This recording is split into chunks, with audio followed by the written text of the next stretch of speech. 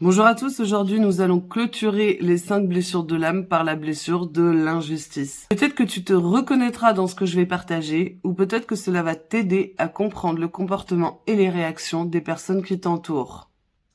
Alors qu'est-ce que c'est la blessure de l'injustice? Comme toutes les blessures, c'est une blessure qui se forme et qui est marquante durant l'enfance, dans des contextes où l'enfant a ressenti qu'il n'était pas traité de manière équitable, donc de manière injuste, où on minimisait ses besoins, ses émotions et ses valeurs. Cela peut arriver dans une famille très exigeante où l'on valorise le perfectionnisme et où l'on accorde très peu de place à l'expression des sentiments. En réponse à cela, l'enfant a l'obligation, se sent obligé d'être fort. Il cache ses émotions et compense en devenant extrêmement performant. Évidemment, l'enfant va chercher une justice excessive et rigoureuse. Cette blessure est souvent associée à quelqu'un qui est particulièrement rigide, strict et sévère. Je vais te donner un exemple concret où la blessure de l'injustice a son impact sur l'enfant. Imagine un enfant qui revient de l'école avec un 18 sur 20 et qui se fait réprimander parce qu'il n'a pas eu un 20. Ce type de situation peut renforcer l'idée que rien n'est jamais assez bien, que rien n'est jamais assez pour être valorisé, et par conséquent, qu'il doit toujours être parfait. Comment reconnaître la blessure de l'injustice? Une tendance à minimiser ses propres besoins et à ne pas savoir exprimer, ne pas s'autoriser à exprimer ses émotions. Un besoin de perfection avec une exigence souvent très élevée, trop élevée, envers soi et envers les autres. Une difficulté à accepter les compliments ou à demander de l'aide. Une perception exacerbée de l'injustice, même dans des situations banales. Une sensation de blocage émotionnel ou une sensation d'être totalement déconnecté de ses propres émotions. Donc un vide à l'intérieur.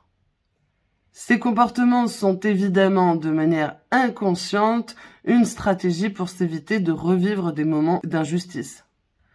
Alors, quelles sont les conséquences de la blessure d'injustice dans son quotidien? Dans les relations personnelles, une distance émotionnelle peut s'installer car il est difficile de montrer sa vulnérabilité. Au travail, le perfectionnisme peut conduire à un épuisement professionnel, à un burn-out ou à des conflits avec les collègues parce qu'ils ne correspondent pas à nos attentes qui sont bien souvent beaucoup trop élevées. Et sur le plan émotionnel, le refoulement des émotions peut entraîner du stress, de l'anxiété ou une sensation de vide intérieur. Comment guérir de la blessure de l'injustice? Alors comme toutes les blessures, il est important de la reconnaître et surtout de l'accepter, d'accepter les émotions qui vont avec. Permets-toi de ressentir sans culpabilité, même si cela peut être inconfortable au début, c'est nécessaire. Lâche le perfectionnisme. Apprends à valoriser l'effort plutôt que le résultat.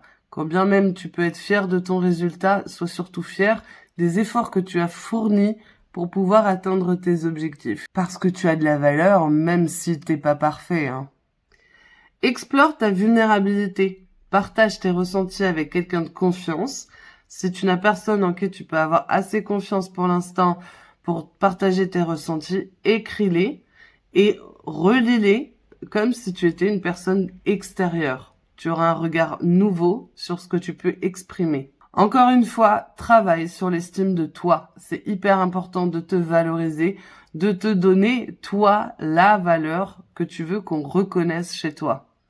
Et on minimise souvent la gratitude envers soi, mais c'est un puissant remède pour la confiance en soi. N'hésite pas à demander de l'aide si c'est nécessaire. Tu ne peux pas tout faire toute seule ou tout seul, et ce n'est pas une honte de demander de l'aide pour être accompagné dans sa guérison. Bien au contraire. La blessure d'injustice est selon moi la plus dure à traiter, parce que la blessure d'injustice, selon moi, est la blessure la plus compliquée et la plus longue à guérir. Parce que lorsqu'on a la blessure de rejet, la blessure d'abandon, La blessure de trahison ou la blessure d'humiliation, c'est tout le temps en conséquence d'une injustice. Mais comme chaque blessure, c'est une opportunité de te reconnecter à toi et de travailler sur ton authenticité. Et souviens-toi que chaque étape, même petite, compte sur le chemin de la guérison. En te libérant du poids de l'injustice, tu vas pouvoir t'ouvrir la porte à plus de légèreté, d'équilibre et d'amour dans ta vie. Alors merci d'avoir pris ce moment pour toi en écoutant cette vidéo. Et si cela t'a aidé ou t'a inspiré, n'hésite pas à partager ou à laisser un petit commentaire, ça fait toujours plaisir. En attendant la transformation, prends soin de toi.